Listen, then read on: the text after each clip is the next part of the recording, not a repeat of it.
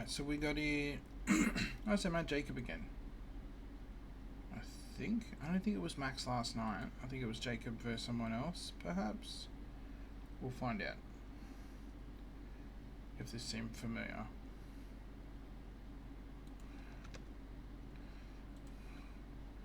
Let me just double check before we get too far into it that I downloaded the right one. Oh no, yeah.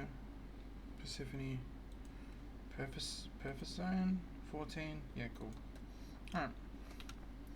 I believe this is either low diamond or mid diamond. I'm not too sure. I don't remember off the top of my head. I'm just gonna have some coffee in between, so you'll hear sipping. It's refreshing as always.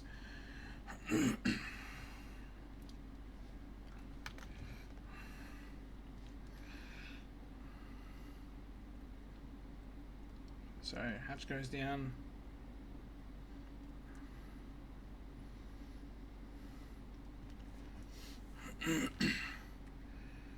Pull. Good timing. Really good timing.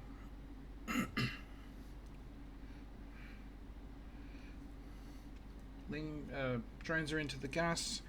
We're not taking off minerals. So far so good. Everything's going really well. We could get that Overlord to patrol both thirds just to make sure there's no proxies or anything. We don't see anything in his natural. I don't see... This is proxy as fuck. Straight away. And here we go. Right? So... I'm not sure at what point Jaycob here realised. He's already making lings. Needs to pump the queens, which is great. And maybe get a spine down there as well. Yeah, and that Overlord should sit down there because there's nothing that's going to threaten him. You probably want to see if it's gas so you can see how much of a follow-up it's going to be. If it's double gas, then it's obviously something weird. It might be like stim combat shields or something. But he's got no units here to defend. Taking that third when you're getting one based. Are you serious, man? You're getting one based. We obviously didn't read this correctly, right? If we saw this, and it looks like we're trying to scout tech. There's no tech. The tech is here. The tech's on the map. This is a blatant misread. You have 300 resources that could have been like. You could squeeze another pair of lings out, or you could just build 2 spines here and hold. This is a very easy hold with just a couple of spines, which should have honestly started as soon as you got to here. And that's kind of another reason why we want our Overlord to go here, because we see this quicker than we see this, right? Seeing the lack of stuff here straight away made me sus, right? Seeing that there's nothing here to stop you from just walking up, sus. That either the dude's AFK or he's all inning, and that's the last depot. So if he was smart, he should be walling that one first, so at least it looks from if you take a very wide stance on it, it looks like it's normal. But the fact that you went to take a third after this thinking, yes, sweet, we're good. What tech's he hiding? He's hiding no tech, brother. He's trying to kill you on one base. So we built the 4 lings. But again, I feel like we built the 4 lings because we're supposed to build the 4 lings. How you going, Stride? Is that the way you're probably supposed to say it? I loved your replay the other day, dude.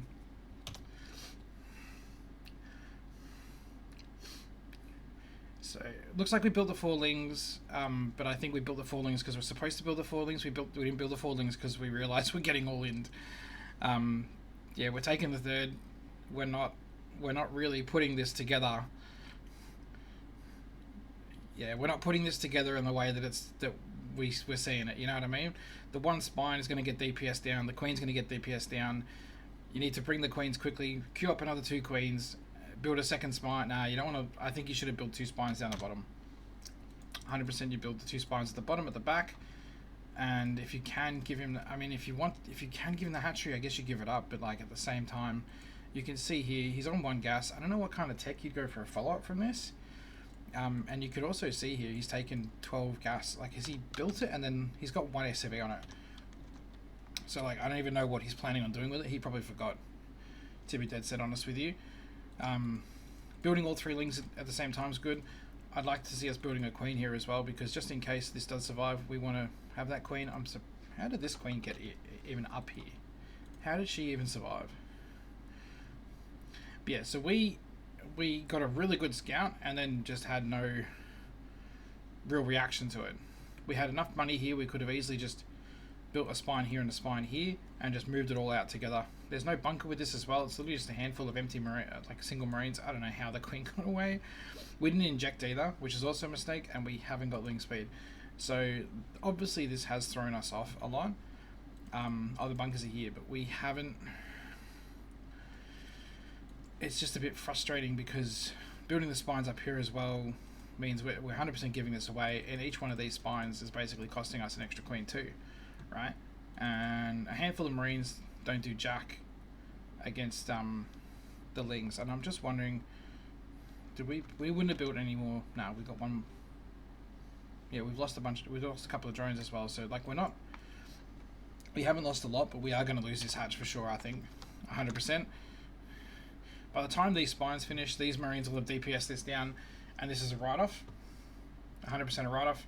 These lings are going to hatch, and unless you are, if you're thinking about it, you want to be down here ready when these hatch to join with your queens to take the hits. The queens want to be the first ones down there, so the marines get aggroed to the queens because the queens have more health. I would probably put this queen at the front because she's got more energy, right? And that way this one can heal that one when she gets low. If this one goes first, she's quicker to die, and also she's got the energy to transfuse, and this one doesn't. It's just a very simple thing, but just flicking these positions around will do a lot. These lings and these lings are going to hatch at the same time, so we want to grab this, send it down, and then grab this one just behind her and try and get all of this marching together at the same time as when these lings hatch. Otherwise these lings are going to get DPS down. They're rallied still, which is killing me. When we're in a position like this where they're on top of our hatcheries, we really need to make an active effort to just control click the eggs and then right click them back to the hatchery. Then they hatch and get straight into attacking mode, because if these come out and they're not dealt with quickly, they are just going to straight up die.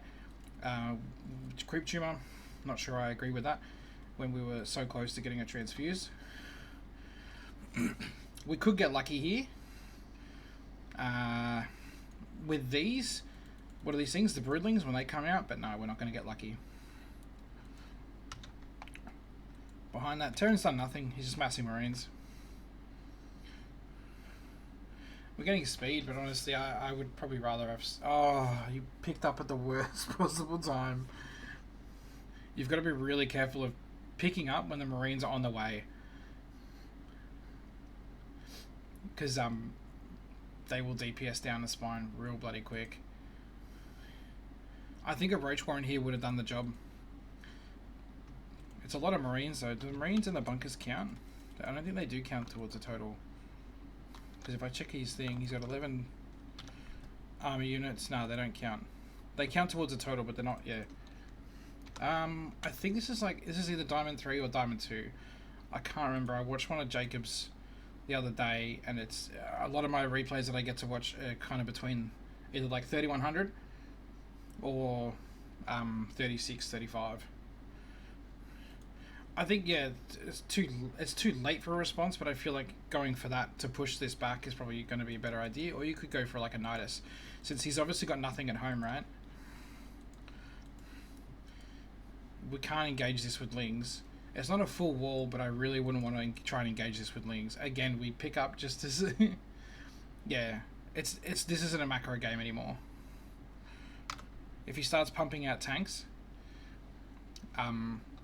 this is just bad. We've got plenty of gas though, so yeah, one or two more of these, and some Ravagers, you could actually start picking this off. But 16 Marines not really much of a cause concern, as long as you can get rid of the bunkers. If you can get rid of the bunkers fairly easy, I think that spot there might be a good bile. So here we go. This is good. I'd love to see one more though, because it does take 5 to break a bunker real easy. And we want to try and avoid getting it into range as quickly as we can. Bring both spines, that's it. And just as I said before, we want to pull down everything at once. and just go for it. We're kind of getting... The queens are kind of clumping up on everything else and make... Yeah, that was not good. The queens kind of body blocked everything going down. So I think you might want to take the queens first, because these don't get any DPS until everything else is down. And so you can see here the queens are not helping. We get like 1 bile off down here, which... Oh no, 2 biles, right? But we have room here to just... We could kill this right now. We could just bile this down and kill this. There's nothing in range of this now. And these 2 supply depots as well. We want to do as much damage as possible. If we start attacking the supply depots, it might force him to come out of the bunkers as well. And that might give us a small chance of actually jumping on this. I would probably pump the rest into just like plain roaches. And then just keep going up. I wonder what the play... I wonder if it is going to be a Nidus, judging by this. But no, he's smart enough to cancel that. I would put this in range as well, so we just have a little bit of pressure. Like, it's only killing a supply depot, but anything to kind of make him panic could be the play. Just one more Ravager would have been nice. Alright, we see the tank. It's in range. That should be the next bile. If that's not the next bile, we're in trouble. So get in. No, why are we... We're going to get this, because he's not repairing it, right? Oh, yeah. I think we break out of this, right? Do we not break out of this? Again, we lost the position there. Not getting the tank when we had the chance. When that tank was there, not biling it down was a mistake.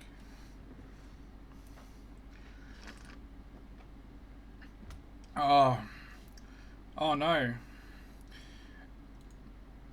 Why are we move commanding slow roaches around this fucking wall of bunkers to attack a tank when you have the best anti-tank unit in, like, I would almost say in the game, seriously. Like, Ravagers pretty much hard counter tanks until like a super critical mass. There's no way he holds this. You could just literally keep coming over here, pinching this tank. Every time he drops the tank and sieges it up, you just come over here and bile it down, and then you move on your merry way. I think we're still going to get this thanks to transfusers. No. Oh. And then we probably want to follow up with... we haven't got any lava because we haven't had injects. Oh my god, can we move the roach? Oh. Jeez. She's not in range to transfuse either. She needs to be on the creep.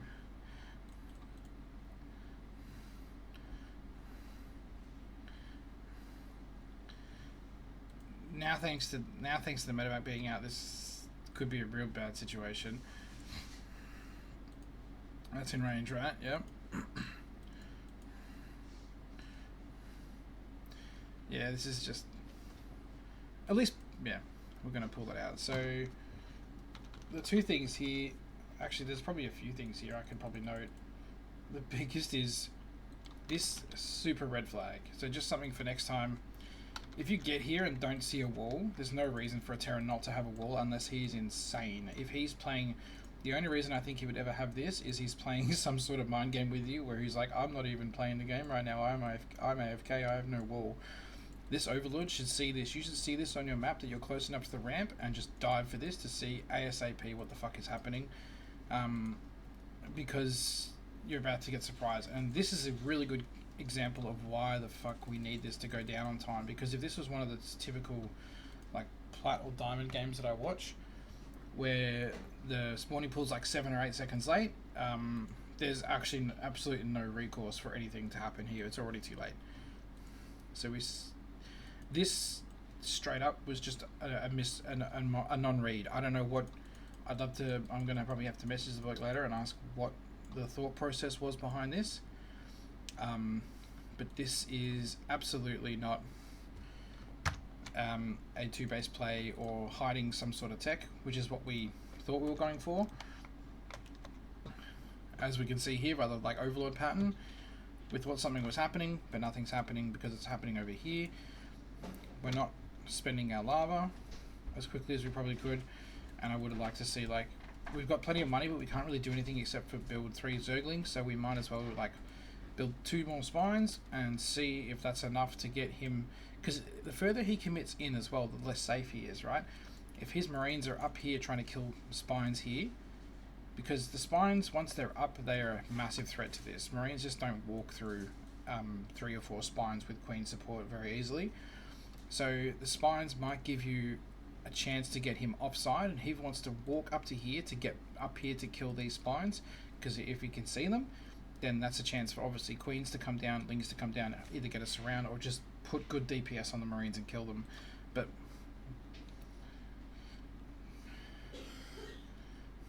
the fact that we didn't time any of this either, that we just like let these Lings die. We've got 2 Lings out, let the Lings die, and we could have also timed it for the hatchery dying, right? So we could have come down and tried to defend ourselves as the hatchery was dying, and then the broodlings could be or you could be ready to rally them, just grab them like this and sort of walk them around the Marines and see if you can get them to actually body block here, and then you got a chance of catching it.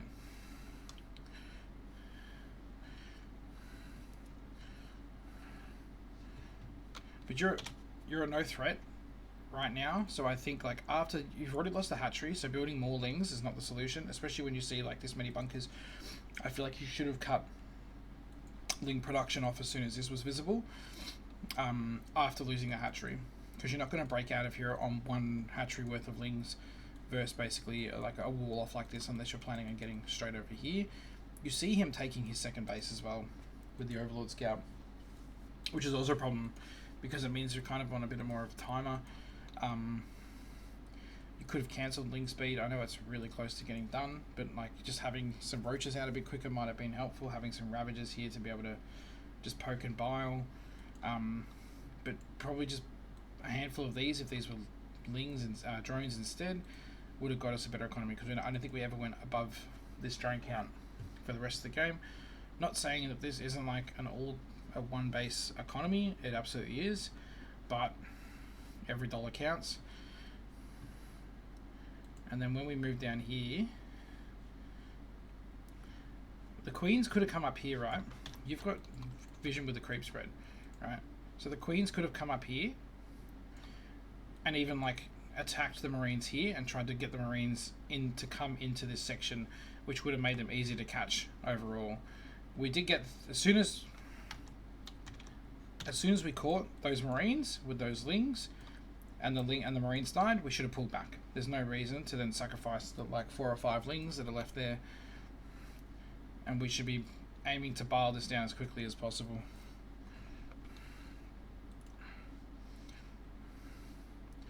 Even just having the Ravagers here, yeah, like this creates a threat. This sieged up in range, this should be the first target for you. Absolutely the first target for you. I'm just curious about, did we have room for another bile when we did this? Why is it not selecting them all properly?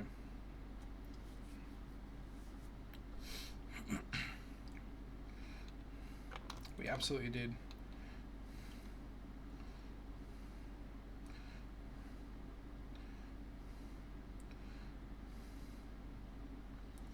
I think at this point you're kind of crushing this, right? You just need to keep coming in. You bile down all this, and then it's just Marines and a tank.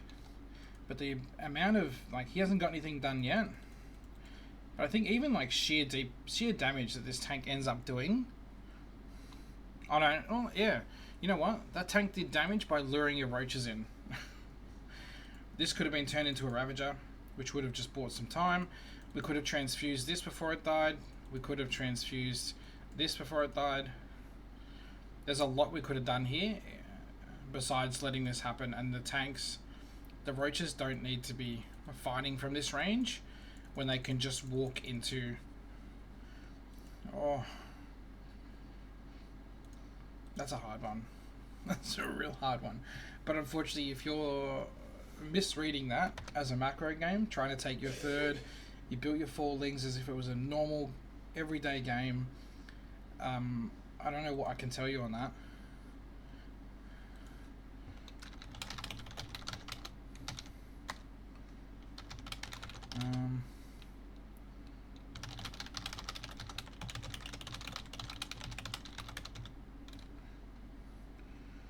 Yeah, there's not much I can say, I think, on that. That first like 30 seconds mattered a lot, and we didn't really spend our money, I feel, with the urgency we probably should have. Panda Paw, I know that name. I played this dude the other day. He must be smurfing hard if he's sitting down at whatever MMR this is. Just out of curiosity. Sorry for the delay. Thanks for joining us, Straight, if you're still there. Good to have some big names. I'm just curious what his MMR is.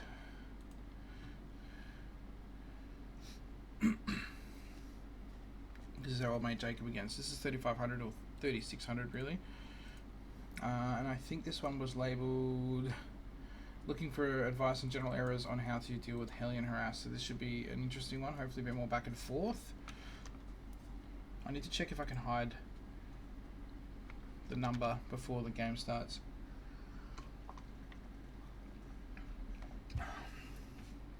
Maybe I play Panda Paw with my Protoss, because my Protoss is about the same MMR.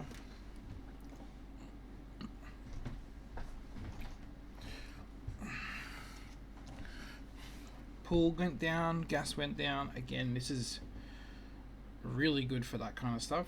I think that's one thing Jacob's doing really well, is just getting those first couple of buildings down at a decent time, which is great.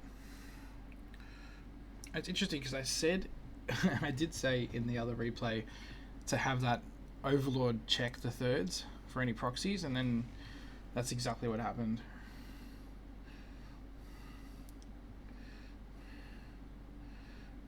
Hey. Oh. Same shit, different day, right?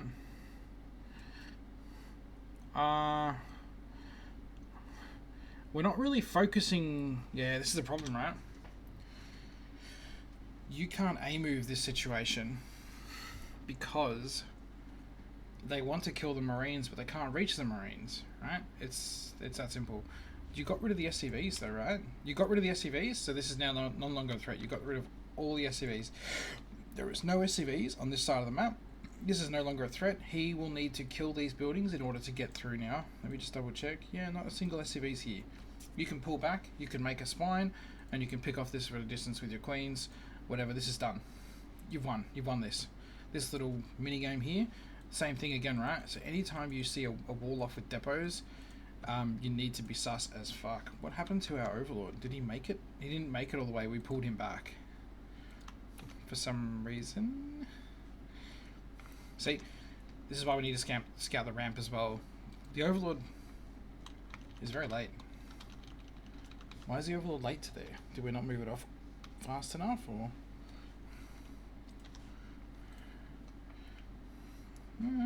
Quick enough. I guess meant for a bit more of a vertical map, so it's a bit more distance to cover, but SCVs are gone. We don't need to worry about this anymore.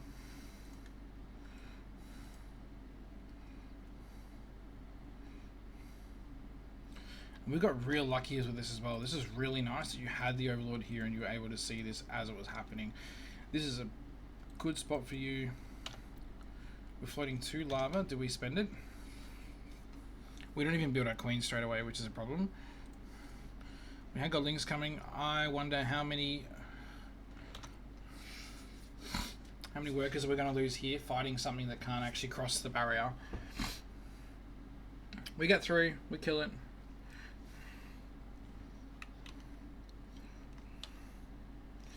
With what the Terran lost, it was probably honestly worth it for him. Killing 6 workers and killed your income for like a good, what, 30-40 seconds, and now same fucking problem, right?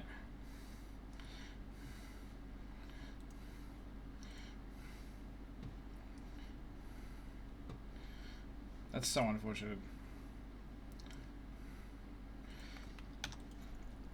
This Overlord needs to come up here again. Look at this. Command center and factory. I think a Nidus is a really quick way to end this kind of shit. You obviously, like, you can build a spine or two up here to keep him from coming up. We also want to spend these before they pop, right? We've got an Overlord, but it's not enough. We fucked up. Had to build 2 more. And now we know this is a macro game, right? If you're setting this in, we know it's a macro game. He knows he's kind of won because he's heading home. He can see that you've got nothing. You've got no tech. You're not building a lair. You're not even saturated. You're not taking gas. Everything has fallen apart. The only thing you've got on your side really is you have Ling speed. He's on 23 workers. So I'm going to say that when this Hellion harass starts, this is going to be brutal for us because we're already so far behind.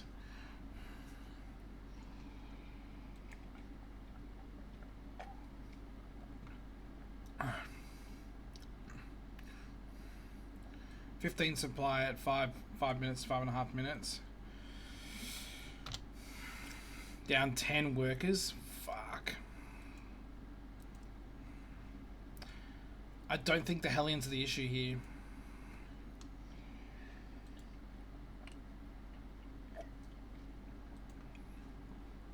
You got to tank out fairly fast as well, and Marines will probably slaughter any Lings you get across the map. So, and like a quick Nidus could have worked, but I don't know if you had anything on your side here. I don't know if you watched this replay, but you are so far behind. It's actually kind of ridiculous. He's coming across the map here, and this is just like, why are you leaving? You got 2 spines, which is kind of cute, right? But our injects are about to pop. I feel like you need to kind of catch this as it's engaging.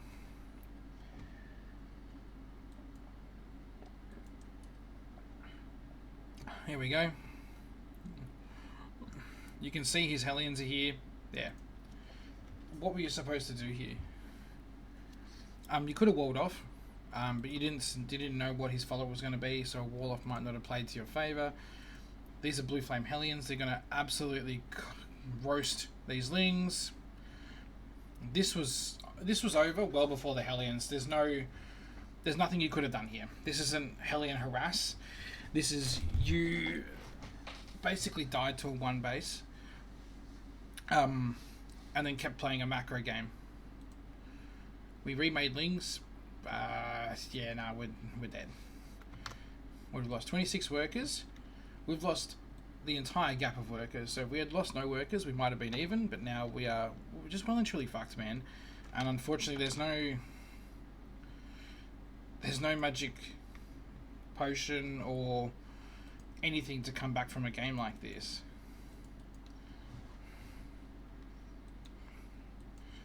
He's on 3 base. You're still on like 1 and a bit. There's just nothing you can do. You could have tried to take like a sneaky corner base and hopefully he doesn't notice. Good chance he might not at 3600. But this is pretty heavily game over. Like roaches would be your only play here, and I still think you're so far behind that it's not going to really matter what you're doing. He could just pop into like you got 1-1 as well. He could just pop into like triple starport BC or something and just make this so much more uncomfortable for you. There's just even this. He's got enough Hellions that he can start focusing down roaches, which this feels illegal, right? Oh, because with his +1 as well, do they actually like 2 tap drones still? I think they would, right? Pop out so I can check. 21, no, just short. But he's just really keen on this. At this stage, you could probably stabilize if you're a little bit greedier, but we're looking at like a 72 worker Terran. That's actually you're not trading that far behind, but you have been behind for so much of this game that this is actually 10 times worse than it looks. And being half the supply of the Terran, half his income, He's packing a bunch of gas, which he's not even bothering to use, right? He could just like switch into mass ravens. He could do whatever he wants at this stage. This game is as pretty much over as it's going to get. He's got 1-1. You have no upgrades.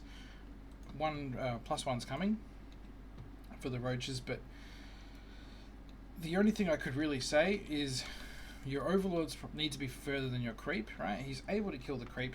We get that. He can kill the creep tuners, but he can't kill the overlords. So having an overlord in every single spot, similar to this, right? But we want this further back so we can see any rotations through this gap. This will catch any rotations up. I don't think he's going to squeeze through that. So we just want to make sure we catch any rotations that he does. That's all we can really do in this situation. But you got bonked on pretty hard here, I'd say. And you're just going to keep doing this back and forth, right? Roach's DPS isn't even that good. Like, even if they catch the aliens, they still struggle to kill them. And then we're just going to lose drones anyway. We lost another half a base of drones, another base of drones.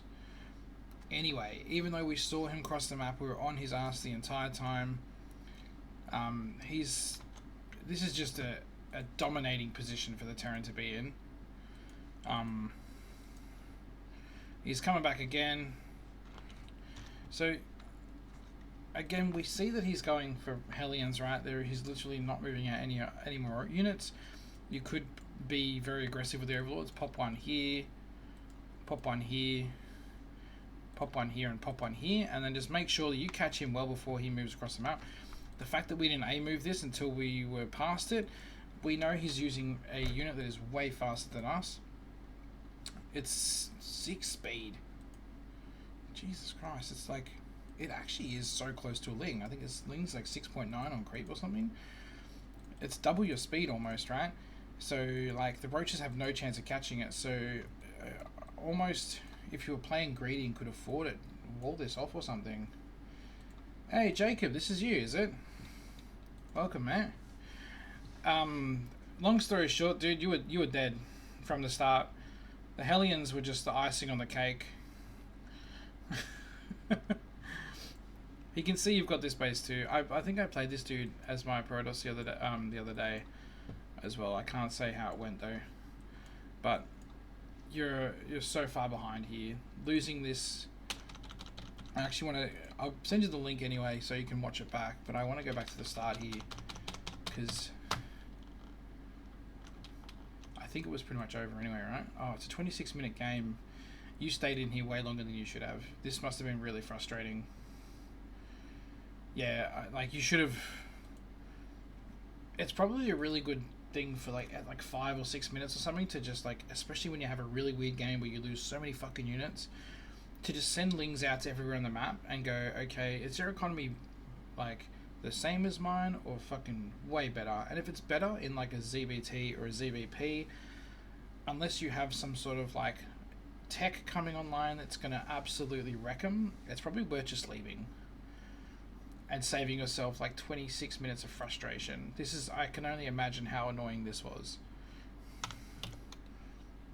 But I wanted to talk about, oh, it's so annoying. It's skipping more than I want. The Hellion harass, the best thing you can do, man, is just have, oh, my screen's gone weird. Sometimes my it refuses to scroll. We want to have overlords in every position the Hellions can approach from, so we can catch any rotations basically. And as I just found out, I didn't realize that roaches were that slow, but a Hellion is almost double the speed off creep as a roach. My biggest problem here, because you did it in the other game as well, you didn't get up here and really scout this until it was kind of too late. This map's a little bit longer, so it's a little bit too late. But this overlord as well might be worth it for you in the future, just to send him here and to send him here and then bring him back, just so you can spot any silly things. Because I mentioned in the other game as well, the overlord probably should check the third just in case, and sure enough, if you'd have probably checked the third, you might have seen it. Down here, you actually get real lucky here kind of with the RNG. The SCV kind of just hands himself over here. This SCV hands himself over. And this one hands himself over. And so with that, you shut this down. There's no more SCVs left, right? So you could just pull away from this. You don't have to keep sacrificing economy or lings or whatever to this. You could build a spine and then go back to mining, bring the queens down and finish it up. But then when we get to...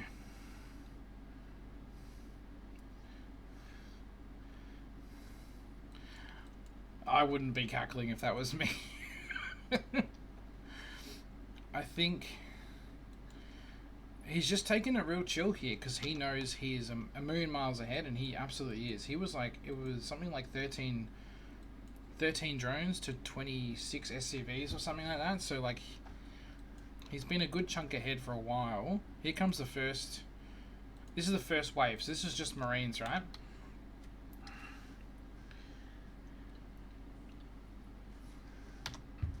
It's actually pretty common.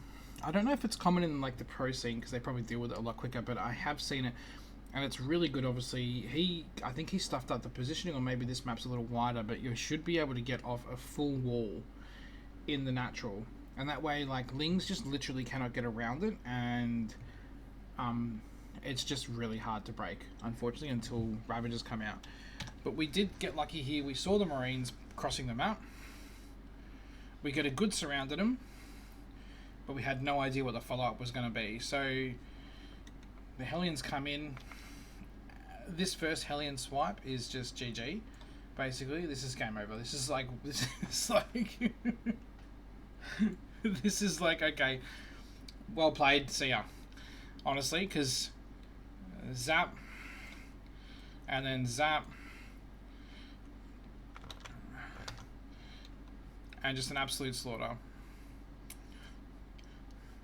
Like, he's not even targeting down the drones well, to be honest.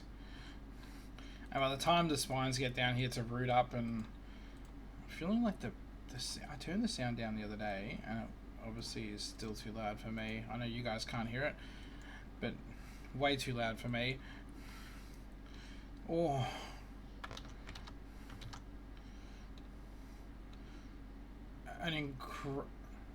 Did that last one not register or something? I feel like that was a hit.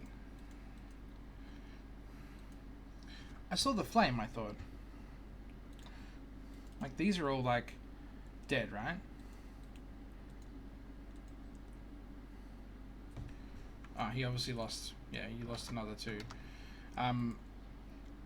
That first one, you just didn't have anything. Like, you could have walled off, but as I said, like, you could have walled off, but again, you don't know what the fuck he's doing, and if he rocks up instead with like 4 siege tanks and a bunch of Marines, now you're dead because you're stuck behind your wall. I think having, like, replacing the Overlord is probably the only thing you could have done, and then as we get further into it, the wall off's great. It just saves you from taking any more damage, but as we can see here, 20 workers behind. Kind of nothing matters. He could have probably just gone like mass cyclone Hellion and won the game here. Just trying to get into a position where we can see.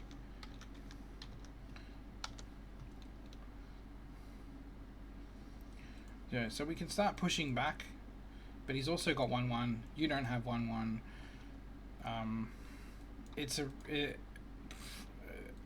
There's really not a lot to say here. We don't even have roach speed, actually. That's why the roaches were so slow.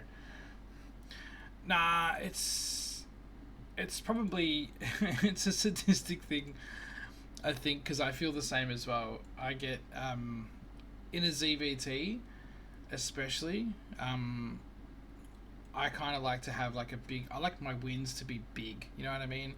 I kind of get a bit sadistic with it, and I kind of want my opponent to feel a bit bad for staying in the game as long as they do. So I like to wait until like I have like maxed out Thor and I can just like move it across, and then I can drop a bunch of CCs on every base of the map. This was lucky as well. I think if you're in an even position, this is not hard to deal with. You would have had roaches and you would have had stuff. If you're in a 70 worker economy like him, you could have afforded to just have like a group of roaches here, a group of roaches here and here. But see here, he keeps sneaking these He keeps sneaking these through because we're not right. We're never really in position. Here, we don't know where his army is, and then you've chosen to pick up everything you do have, which isn't really a lot. It will kill this in a straight up fight, yeah, but it's not really a lot. And you've chosen to pick it up. It's your only line of defense for your poor drones. And yet you've chosen to pick it up and move it across the map without speed and just kind of go, yeah, let's give it a shot. And then all he's doing is like mass producing the Hellions and tanks. So he's going to be doing this to you like every minute, basically. So you basically cannot afford to leave your base. It's pretty much that simple. And even when you do catch him, you get like one Hellion and then they get away. So besides having like the Overlords in positions where they catch the rotations, as I said, I think just before you joined, because you can see that he's just really keen on using Hellions, you could be very aggressive with the Overlords if you wanted. If this was a more even game, at the stage you're in now, it's very skewed. But you could probably be more aggressive with the Overlords and pop them like here, just to give you vision of when he's moving out, and then you can go, okay, I'm not going to move out at the same time because then I just lose all my stuff again.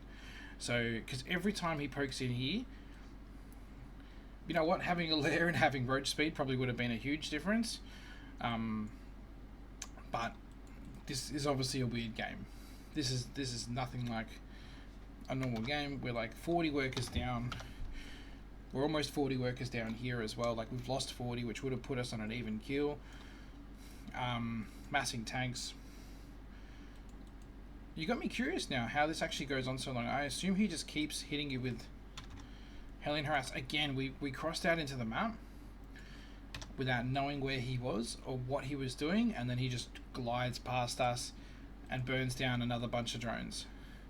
And with the amount of money he's making more than us, he can afford to lose 16 Hellions if it means he gets to kill like 10 drones or 5 drones. Absolutely worth it for him every single time.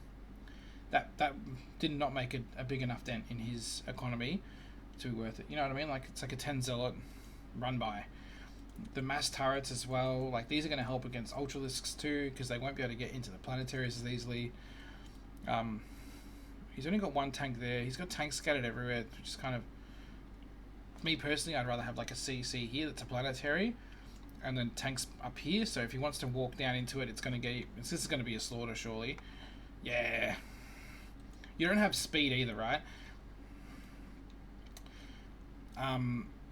This is something that would have helped for you just to have a lair a little bit quicker. We still don't have, we do have a lair, and just like a couple of changings on the map, because look at this.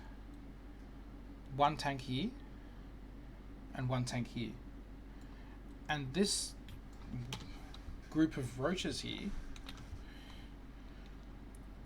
9 Ravagers and 14 roaches, could have easily won this. You could have actually put yourself back in the game with vision by just walking up here and biling this down, walking up here and biling this down, and now you have his natural and all of his production.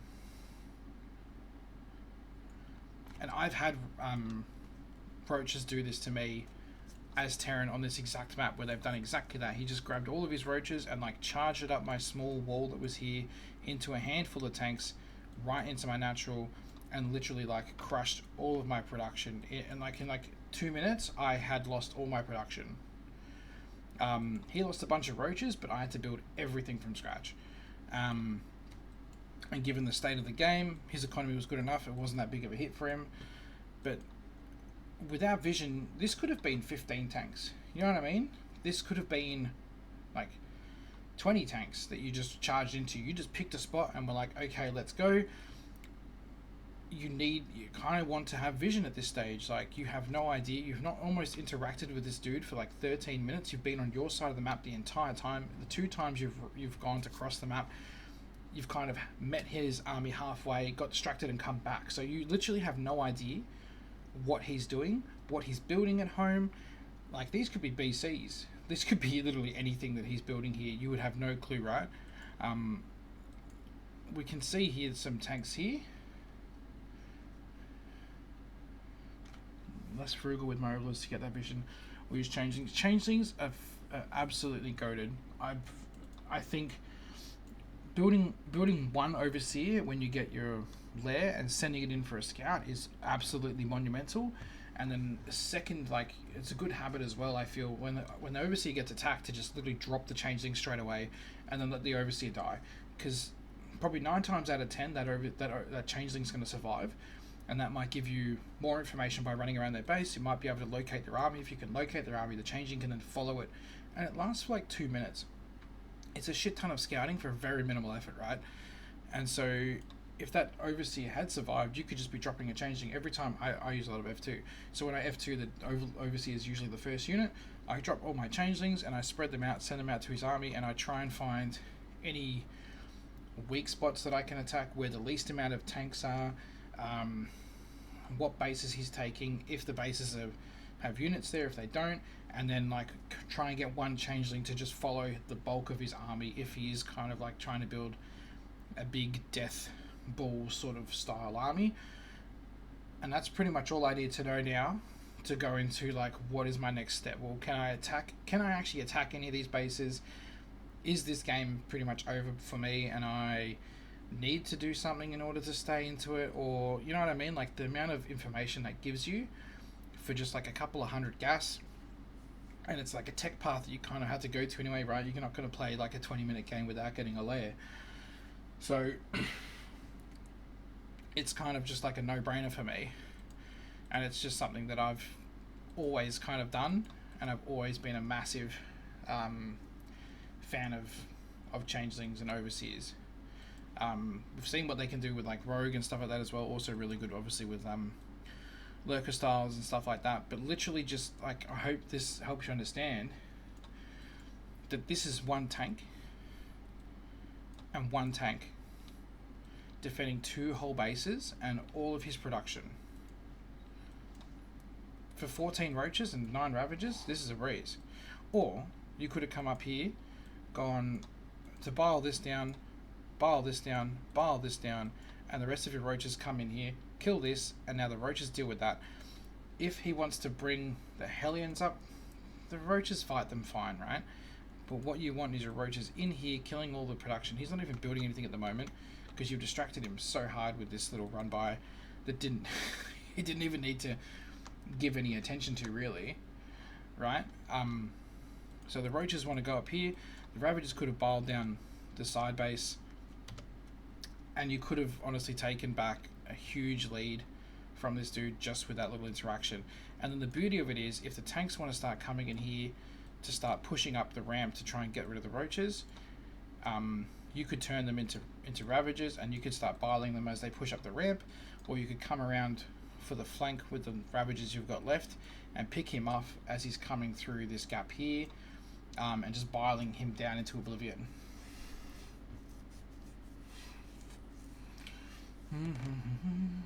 When I run into tanks, when you say run into tanks, you mean like I discover they're making tanks, or you mean like when I am like attacking, like I've decided that I'm taking? Because very rarely do I take a fight without knowing exactly what I'm going into.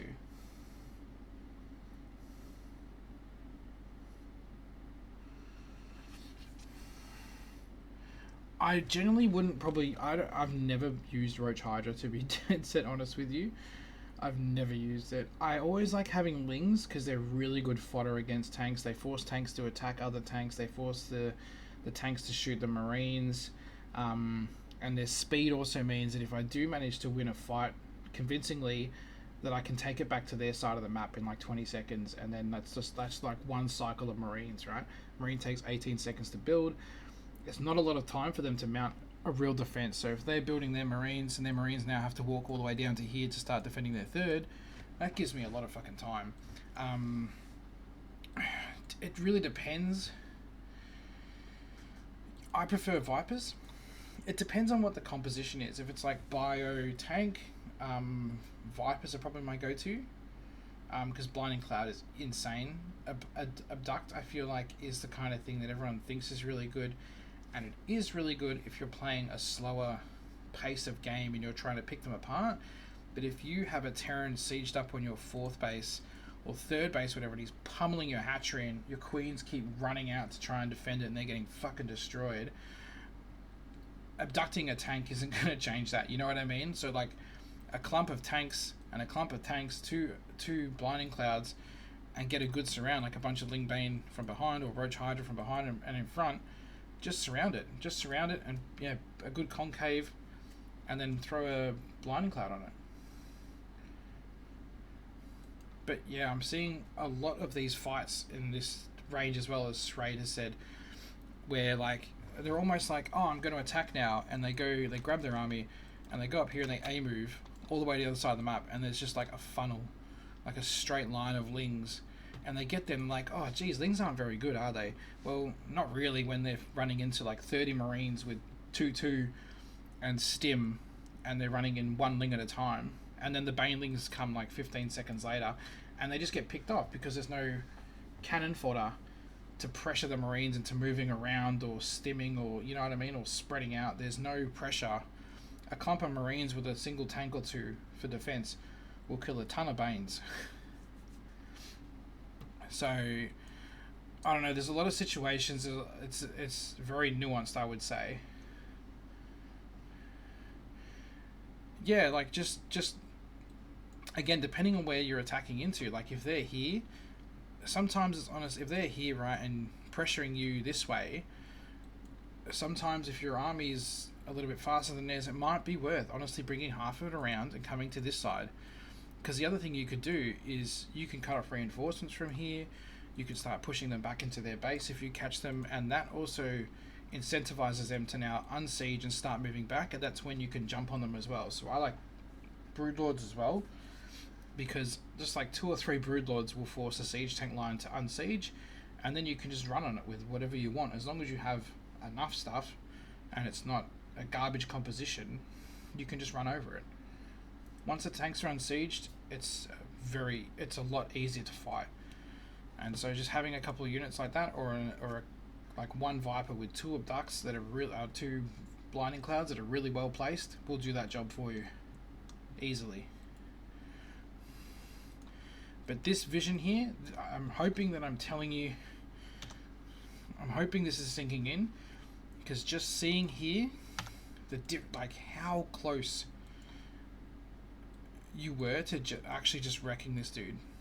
Because if he moves out with his like Hellion army, the Roaches stop it, right? And if he moves out with his tank army, as long as you see it, Ravagers stop it.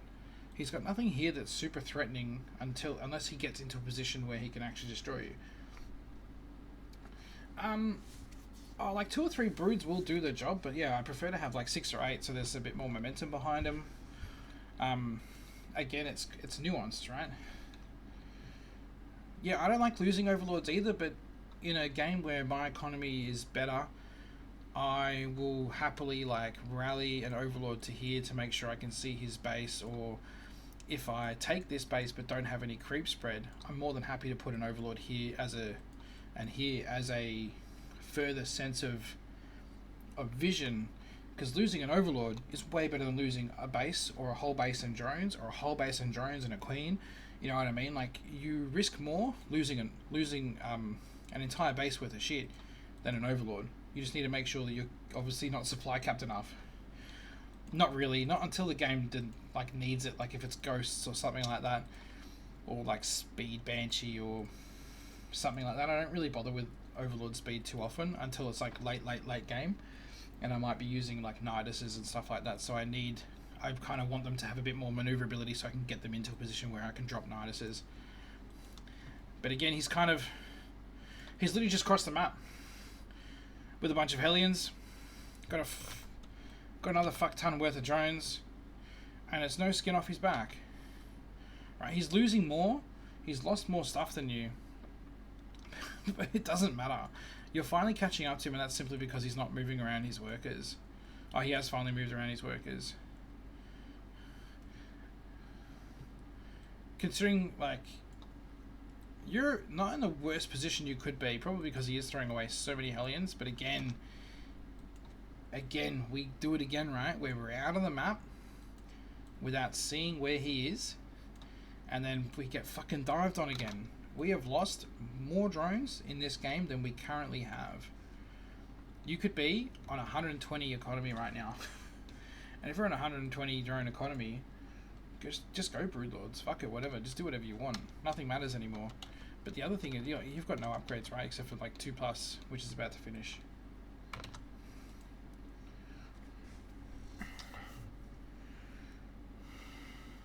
Harass. If I'm playing a late game versus Terran, my preference is actually like triple Nidus Lurker. I think Lurkers are probably the only way to keep yourself safe quickly as well, because the beauty of that for me is I can pop them into a Nidus on their side of the map, and that forces them to go home. It forces them to reposition their defensive units. If I don't like it, I can just hop out and pop back in the Nidus, and then I can Nidus my own side of the map. Yeah, fucking oath. I think Rogue's done it. Someone's done it recently. I'm pretty sure it was Rogue. Because one tank will kill a Nidus, right? One tank siege will always kill a Nidus. But one tank siege can't kill 2 Niduses. And one tank siege can't kill 3 Niduses. So you could put 3 separate Niduses in his base. If you're rich, like, you don't do this in a situation where you're at in this game, of course, because you can't afford it, right? You're barely hanging on. And then, like, Ravagers are also really good if it is mech-based, but my go-to has always been, no one likes hearing it, but Infestor, Broodlord, Lurker Viper.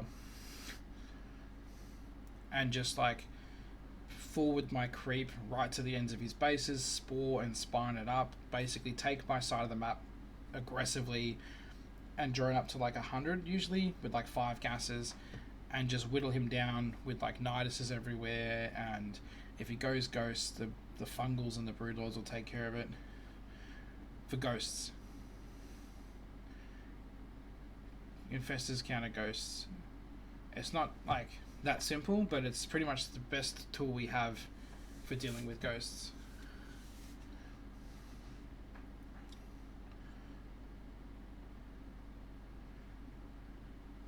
I don't really have a lot of success with like Ling Bane. Most of my games I go Ling Bane don't seem to last past like 8 minutes, 9 minutes. So my Roach games I do a lot better. I guess, yeah, 3.6, you probably don't see a lot of ghosts. Me personally, my Terran's Diamond 1, and I don't use ghosts unless like I'm in a position where I can't afford Thors, and he's only making like Corruptor, Broodlord, Ultralisk, Lurker, which all get countered by ghosts. So that's like, it's a very niche situation that I would make ghosts.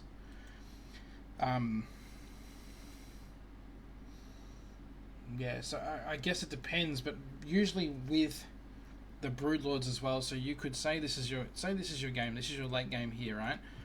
The Broodlords with the Changelings, you send the Changelings in, you go, okay, what's this base got? Oh, a handful of turrets and some tanks. Cool.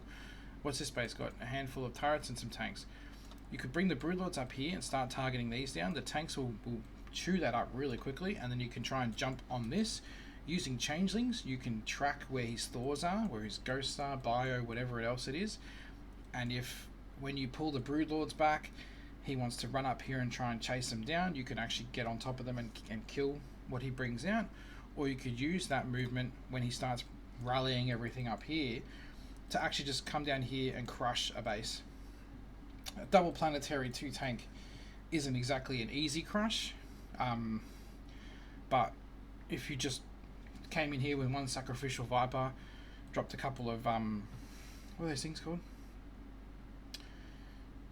One Blinding Clad here turns this into one siege tank basically, right?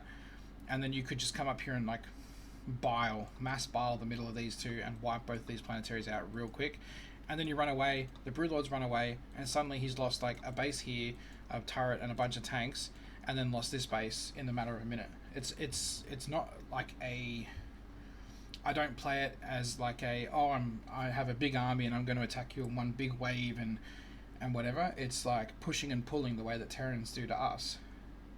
And I just find that I play a lot better like that than I would trying to organize one big fight to try and take the game. And then anytime I see with my changelings, that there's nothing in the main base, boom, I'm dropping a Nidus in there. Or I might drop a Nidus here, and that forces him to come back, and then I can use changelings to block this, right? If he's got Thors and siege tanks, they won't be able to fit through this gap if I put a changeling on it. I can block the ramp with a changeling. So you could Nidus into here, right? And if he's got a big clunky army like tanks or Thors, and you see them come up here to get rid of your lurkers or whatever, you could block them in their own base by just putting changelings on the ramp, and now the rest of the map is yours. Changelings are insane. And so see now, like, we're only a few minutes later from where we were, and instead of dealing with 1 tank, 2 tanks to get into his natural, now we're dealing with 5 tanks, and now this is a problem.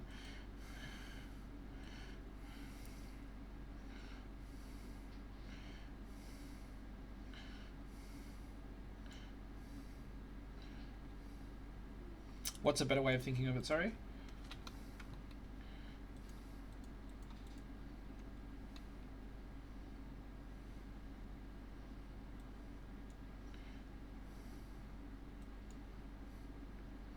Because this is just tanks, right? This is literally like tank Hellion and a handful of Thors. Like, you just crush this with enough Broodlords and like 1 Viper. 1 Viper will abduct 2 Thors, leaving him with 1 Thor.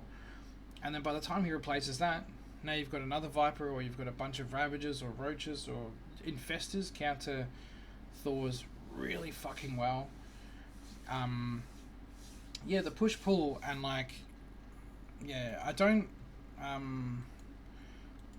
This I love this actually, by the way. You've been doing a really good job of keeping the spine in the wall. To defend the Hellion run by, but then we've kind of left this base here, and blip. That spine, like literally, like, you know how it says kills, it should say saves, and this is the goalkeeper here. He has prevented the deaths of many a drone. Where, oh my god, 126 drones.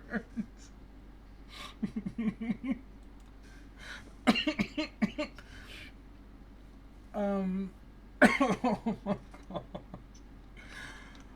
I've never seen that before. I've never seen one that bad. So you're like a third of his economy. You're on 1 mining base right now, dude. This game is over. This game is over and you still played it for another 8 minutes. This is stubbornness on your part, right? Because you saw him try and take these bases, right? You saw he's moving out for that.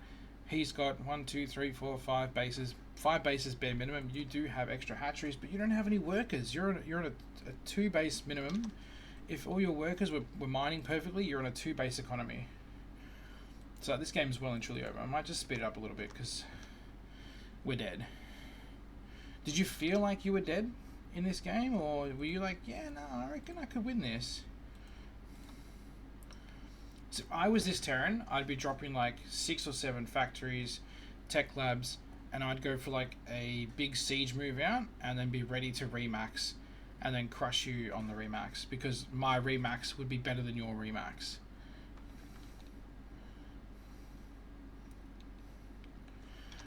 The best assumption you can make, right, is assume that he has a full mining base at every base, right?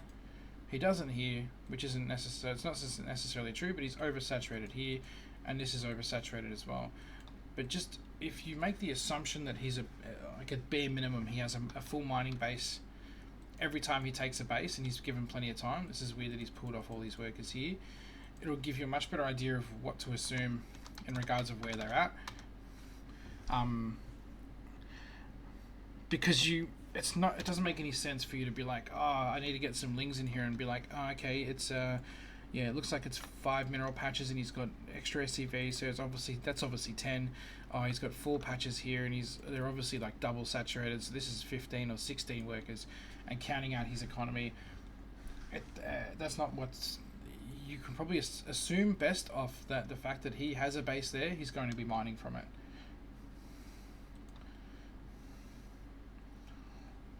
I don't think he's just building a lot of planetaries though. Like he's orbital count's only 3, man.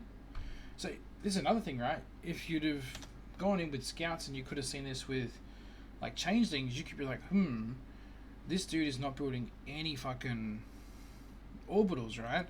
So with that information, yeah, here we go. Here's the BC tech switch. This is what I want. This is what I love to do to Zergs who want to stick in the game for a little bit too long. You could have gone lurkers or something, and that could have been a huge problem. Like, you could have rolled up to this base with a bunch of lurkers, obviously with range, because we don't want to get shot down. But he didn't even get the range upgrade for the planetaries, so these can get barred down very easily, and lurkers, basic lurkers, will outrange these. So that's just a thing to keep in mind as well. Like, how much detection does this dude have? Can I punish him with that? Because I have lost incredible positions in TVZ by just like being one scan short of where I thought I was, and like I move in to take a fight, I don't have enough energy in the orbital. Yeah. If it's yellow, it means it's been upgraded, right? So here, he's got literally no infantry upgrades. Here, upgrades. I don't know what other units he'd have. Here, he's got upgrades on their base damage, but also he's got like 3+, right? And then, so say for you, you haven't got Overlord speed. What upgrades would you have on your units? Here we go. So movement speed, 4.2. Yeah, you just need to click. For some reason, I feel like every unit should have a visible tell of whether or not they have the upgrade. There are a lot of them that do have a visible tell, but I really do feel like it'd be cooler for the game if you could like look at something and go, oh shit, that's got the upgrade. Now I need to change tactics or whatever. Because like the roaches get the spines on the back when they have the burrow move researched. Yeah, exactly. Like Zerg units have tells, I'm pretty sure. Widow mines have tells. I think the Cyclone might get a red laser when it's upgraded. Smart servos, not too sure. I don't think that changes anything at all. But yeah, there are some subtle tells on units, but I feel like the Zerg ones stand out quite a lot.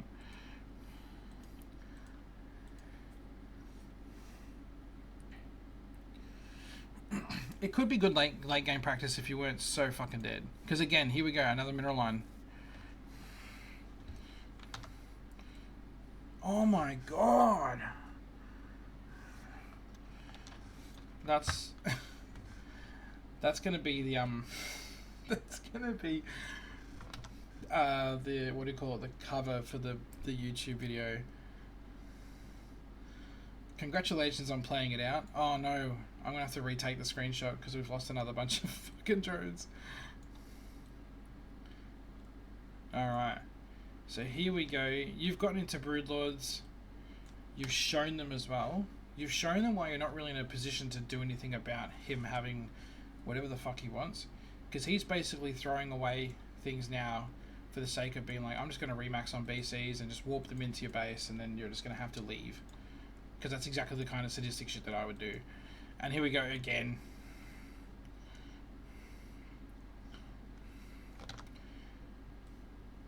Credit to you. You are macroing like a champ to even have lost 200 drones. Because you're on 60 workers still. Credit to you. But so, yeah, like this, right? This is great. Why couldn't we left a gap though? And this army here, right? This dies to like lings. This literally dies to lings if you can get on top of it. If you had like one Viper, you get a blinding cloud on the Thors, and you get another blinding cloud on the Thors, and the Broodlings and the Broodlords will do the job for you. But once he's in a position like this,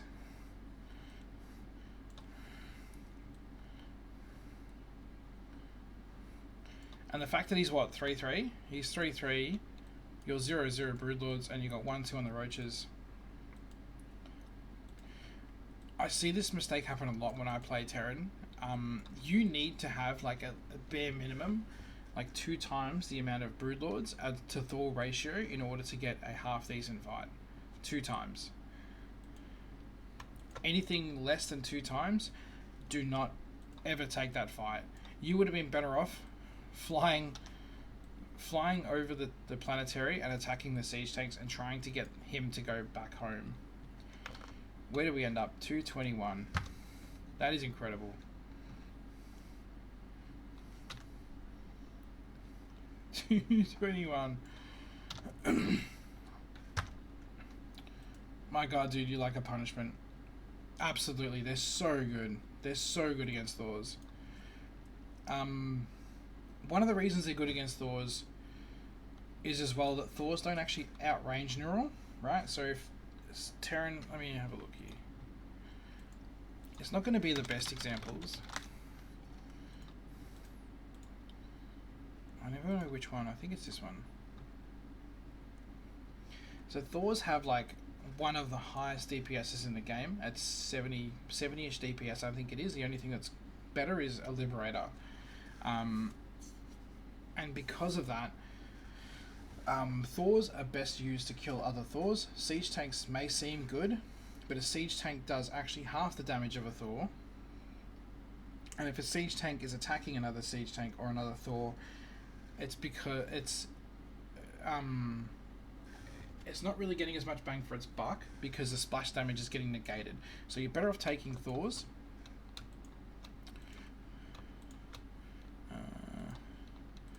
I don't think it really matters. Oh wait, what do we got? I don't know, a bunch of lings.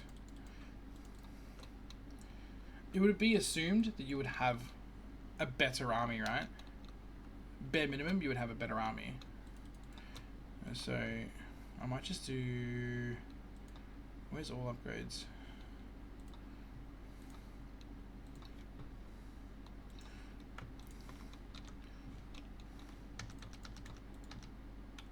Oh, I don't have any scans, sorry. Let me just build one CC for the Terran. Yeah, Thors have sick range versus... That's frustrating. Yeah, they have 7 range versus ground. Same as an Immortal. I think same as a siege tank. And better than every other Zerg unit that's on the ground except for the Lurker. So, really good for the Lurkers. That's a shame he's got that much energy, right? So, the siege tank is a natural enemy of this.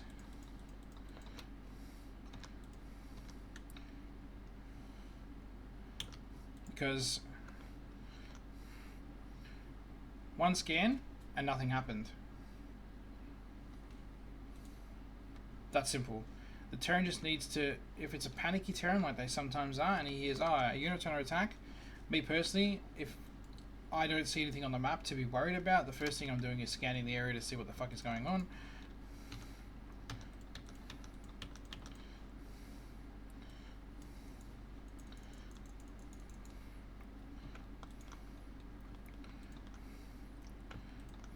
But the damage they do to each other, and they deal with the tanks so quickly, right? How do I get them to attack each other? There you go. Like, they kill each other fast. That's the other thing. And when they're attacking each other, they're not attacking you too, right? So you're taking 70 DPS and 400 HP out of his army in an instant. They die so fast. Siege tanks don't kill each other anywhere near as fast, right? We like to think of siege tanks as fucking pretty brutal, right? But this is 70 damage versus armored every 2 seconds. A Thor is doing 60 damage every second. So yeah, so tanks are brutal against units that are small and can be splashed, and that's another thing, right? Is where is it?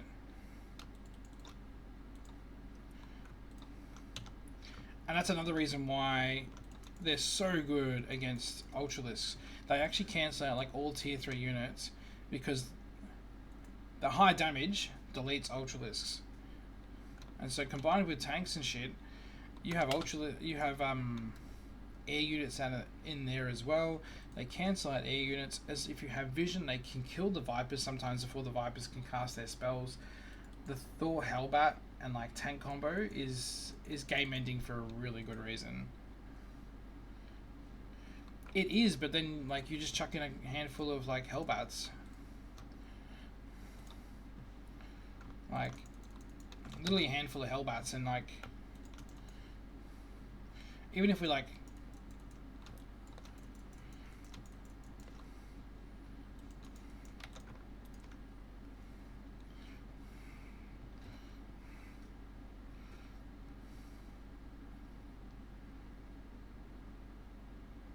just a couple of Hellbats. He lost 2 Hellbats for how many lings?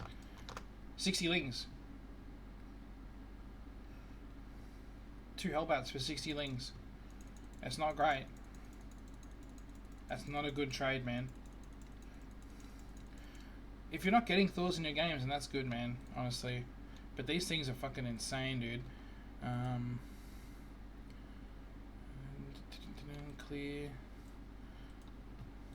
Just want to... maybe too much, maybe too much.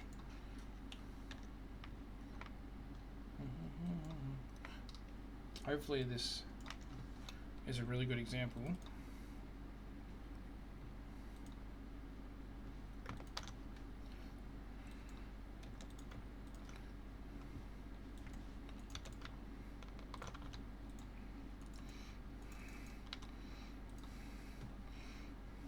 So you can use this then to literally keep the Thors busy until you can get your army around it, right?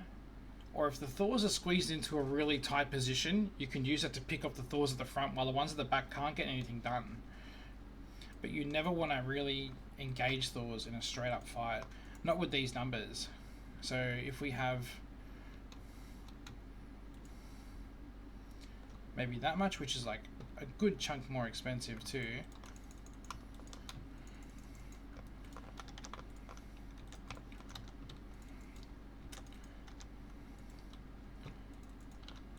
So if we can get one right in the middle,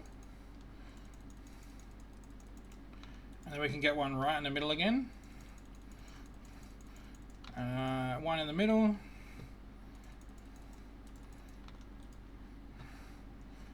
and even then, that's not a game-winning trade, right?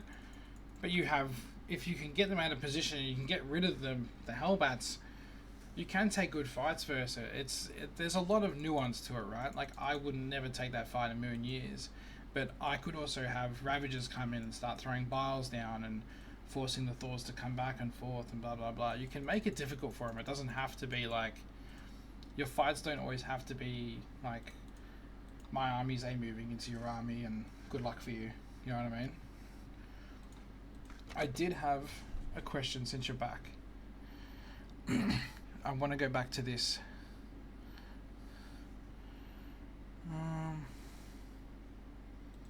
I saw your message just now on Discord actually.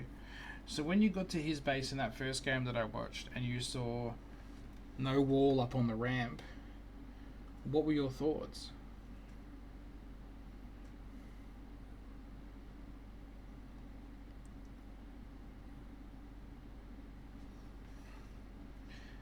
Yeah, the all-in-one. They're actually both exactly the same opening, only you didn't last long enough in the second version. I guess it was one base all-in, but he macroed as well. He did take a second base, right? He built a CC in your vision too. But the first one where he basically camped outside your base and started tanking you and that, like, when you saw those Marines... Well, what was the point you were like, oh shit, this is really happening now?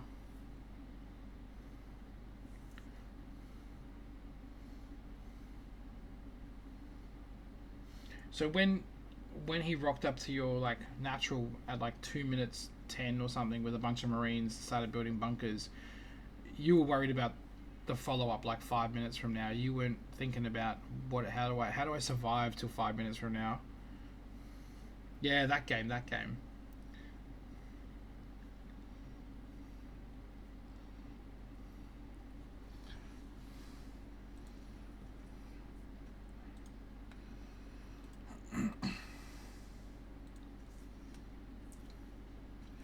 Was Biden? What does that mean?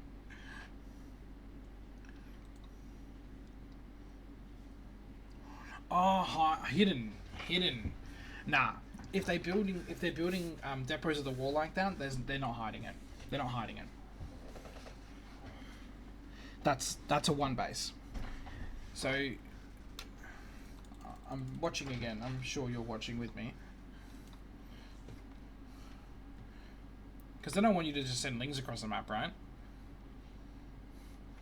But what kind of kills you here a little bit is you should be kind of heading straight for the ramp, right? Because heading for the ramp tells you more than heading here. He either has a CC or he doesn't, but the ramp, if it's like this motherfucker is all-inning you. Yeah, exactly. You're looking for the racks. Well, where's the racks? Why would he build a depot wall? What on earth would he be building a depot wall for? Right? Like, think of what, like, unless he wants to build like 2 CCs behind here and you can't get your, but you've got an overlord, like, you can just fly in and scout it. He's not hiding anything from you if he doesn't have it. Well, number one, he can't have 10 Marines out. I know you're being facetious, but he can't have 10 Marines out that early. But even still, you want to dive towards this, because if you, where you are right now as well, you're in kind of a bad position where the Marines would come out and kind of catch you in the middle here, and now you're in a worse position. Whereas if you at least come from here, you could dance back this way, and this buys you time to get them, for the Marine to have to walk all the way around here, and you can actually play a little bit of a game with them where when you see the Marine coming all the way around, you jump back up to the high ground. So when he gets down to here, you're back up here, and you can play a little bit of Tiggy, and you can actually get the Overlord out sometimes doing that. Yeah, the depot wall is a fucking sure sign something is up. Absolutely it is. There's no reason to ever do this. This is I'm all in you fucking 101. And as I said, when does this Overlord pop?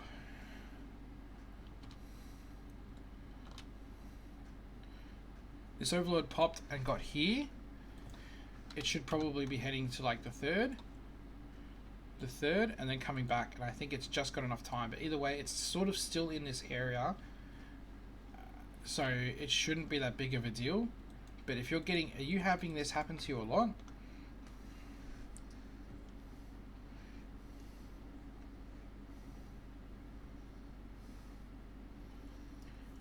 Come straight from the top. Not even bother looking for the CC. I think you come straight here, and depending on what you see, especially if you see like a depot wall, then you are being cheesed, and looking for a CC is probably not going to be worth your trouble. If you get here and it's a Rax, you could hover here for a sec to see, because I think the CC gets built. I think it's close to, when is it? It's close to like 2 minutes it gets built, like 150 or something like that, I think. So you would come down here anyway. You wouldn't have vision of a CC. So when this gets down here, he's checking you for a proxy hatch, right? So yeah, like you get down here and he might be building a CC. He could be late though. And if he's late and doesn't build a CC, now if he's just late to building a CC, now you've got a wrong read as well. But this is 100% a read. If you ever have a game where someone does depot wall and they're playing a macro game, please send it to me, because I'd love to see how that plays out. Yeah, you're probably more right than I am. I don't really play an ordinary Terran build. I play a really weird opening. I go CC first, so my CC is my CC is almost done by now, I think.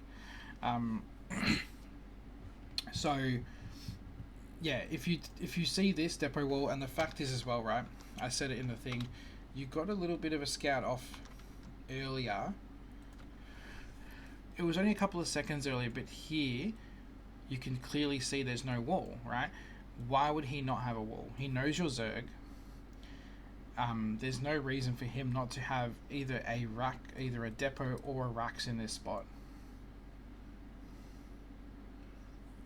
So the response for depot wall is look for the barracks. Yeah, you could even send like one drone out and have a look, because if you find it, that might tell you if it's 1, 2, 3, 4, 5 racks. There's a lot of different versions he could be doing. He went for a gas as well, didn't saturate it, which was really awkward of him. So like his response could have been even worse. And then drag. I'm not sure what the proper response is. If Schrader's still here, he might have a better idea. But I would probably say you want to drag a good chunk of your drones, maybe even take out of gas so you've got mineral income still, and then just keep spending your lava until you feel like the pressure is off. 2 spines, so like a good chance that one of them will always get made. I don't want to go through the whole replay, but yeah, this is 100% a stitch up every single game. And the other thing I'll tell you as well, which is free advice, is if you ever see the Viking come out as the first starport unit, you're probably getting BC'd or hellbattered. No, you can do them both up front if you want. You're probably better off, like, this was good, but this was also, that there was probably your chance to actually come down and engage this and kill it. You're floating, like this lava's just sitting here doing nothing. You could have built 2 more queens. Having extra queens would have done a great job here. Yeah, so there you go. So when they build a Viking, it's the same as this. It's like when they build a Viking as their first unit, what are they trying to hide? That should be your thought, right? And then from there, it should be okay. If they're trying to hide something, I need to find it. So when you get your lair, you should be getting a overseer and just diving it in and having a look. Because you can see here, there's no base here. He hasn't even built his CC yet. He's only on 1 gas that you can see, so this isn't super committed. But yeah, a lot of little, I reviewed it a little bit more the first time around. I don't really want to go into it again because I did spend like 15 minutes on it. I actually watched a sorry, Jacob's just asked if BC response is 3 gas and spire. I actually watched a ZvT yesterday from a Masters player whose response to BC is actually just mass ling, and he flooded so many lings. He got into the natural, the main. He killed basically the whole third, and then just spawned and queened behind it, and then followed up with corruptors after that. But the Terran was already well and truly suffering. He plays a very unique style though. It's very ling centric, and it's a lot to do with like weird mass ling floods.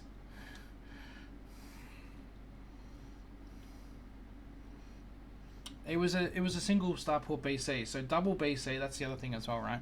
So a normal BC build, an average BC build hits at about 530. So this is a little thing for you to remember. A normal, well executed BC build will hit you at 530. It'll be in your base at 530. If at 530 you don't see the Terran moving out with anything, the Hellions haven't come out, they're not doing any harass, because at 3.6 I don't think they're going to have the ability to kind of harass with the Hellions and keep their build on time, so they'll probably pick the BC over harassing with the Hellions. But if they're not interested in moving out of their base, it's probably going to be a BC. If it's still looking like it's going to be a BC, but you don't see a BC at 530 and they still haven't moved out of their base, then you probably should expect 2 BCs then at 630 instead. And 2 BCs needs a much bigger commitment. Like you probably need multiple spores. You'll probably need to have like your 9 queens already. Yeah, there's a lot. But that 530 timing, if Terran's not doing anything, then they're obviously focusing elsewhere, right? If they're harassing you, that's one thing. But if they're just going to sit in their base, number one, what are you doing sitting in your base? Build a lair and go send an overseer in and get a good scout off. You know what I mean? And simple as that, right? Build queens.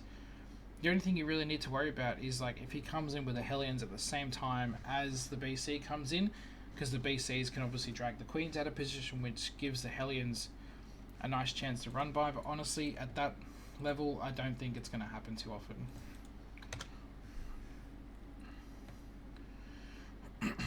I had one more here I just wanted to have a look at, and then I probably need to head off. It's getting late.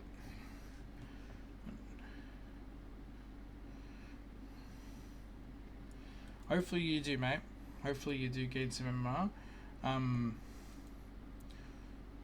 Yeah, I think just a little bit of misreading. I really liked that your hatchery and your gas and your pool are like on time every single game. It is honestly rare. It's rare to see. It's rarer than it should be. And so it's just nice to honestly, it's nice to see that. We just got to figure out the back end a little bit better. And read when we scout something like no fucking CC and nothing in his wall except for depots, we probably need to be, our alarm bell should be ringing, right?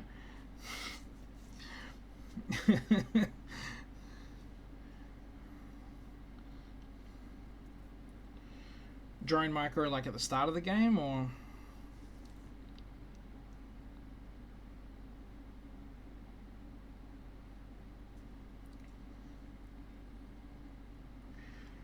yeah, it's just about realizing, like, thinking like, why would they do this? And I would say, like, at the middle to the high end of diamond where you're at, you should probably be thinking, like, if you see something, it probably has a purpose. It may not have the most effective purpose, it may not be the most efficient purpose, but it has a purpose, right? And so when you see something weird, start going like, why would they do this? What are the potentials? And so either like he's for some reason building like Raxes in his base and he's going to just move out instead, which is dumb because you have an overlord, or he's already on the map somewhere. Oh, the drone micro with 2 on each patch and all that, yeah. So far this is pretty good. I don't think we should be chasing that probe at all. I don't think it's worth it. This is really interesting. Why would he do this? Surely this is just a kill, right? We don't want to fight the probes. We don't want to fight the fucking probes. Thanks, Jaycob. Thanks for stopping by, man. I appreciate it. We don't want to fight the probes here because the probes will kill these lings, and then you are left with no threat, right? So run your lings away as soon as you see the probes get aggroed. Run the lings away, and then you can either come by as you're running around in his base and like poke at some probes that are on the gas. Get away from the main clump of probes. This is not like and you might say, well, I got heaps of probes. I killed a bunch of probes. Like, what's the problem? But you've lost all your map presence now. You've lost the ability to probably come back and kill like 5 or 6 more probes because you didn't pull them. You could have maybe come back and like actually finished off the pylon. This is not a lot of health for a pylon, you know what I mean? Like, we have a lot more options here that we could no longer explore because we just handed over the lings. So here again, we're going to hand the lings over. That's not how a 12 pool is supposed to work. This isn't a wall either. So, I mean, you probably could have just made, like, dropped a roach, done like a round of drones, dropped a roach warren and just marched over and killed him. We catch this, which is great. Oh, and he left. Okay, cool. Good. Oh, it was a short game. Yeah, what was I thinking? Yeah, so I just want to see this from your view again. These lings chasing this probe. Where's this? When do they deviate?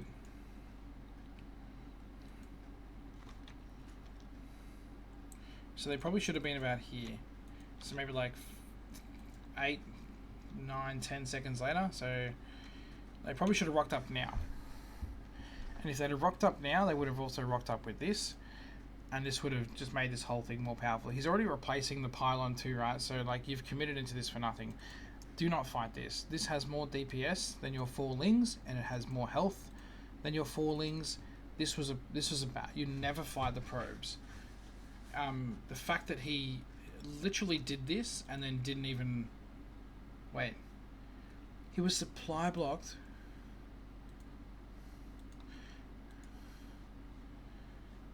The only reason this built is because this pylon over here went up. So if you'd have got this, you would have won the game straight up.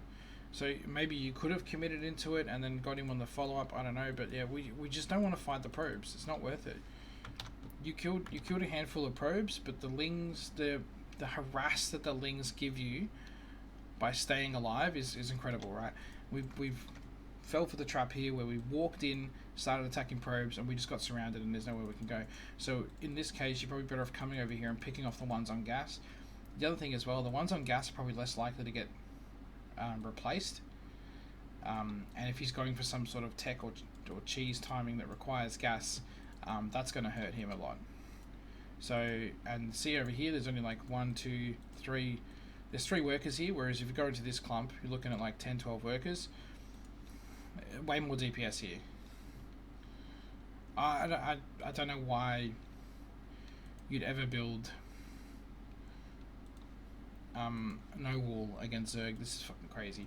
I do see this sometimes myself, and I don't understand the logic to it. Hopefully someone can tell me, but I don't get it. But anyway, that's... Don't fight the probes. Fighting the probes is like a noob trap. It looks like it's... On paper, it looks like it's really good. Oh, my lings got in and I get to kill probes. But you give up so much potential. You give up an opportunity cost by sacrificing those lings, and that is probably a much worse thing than it seems. And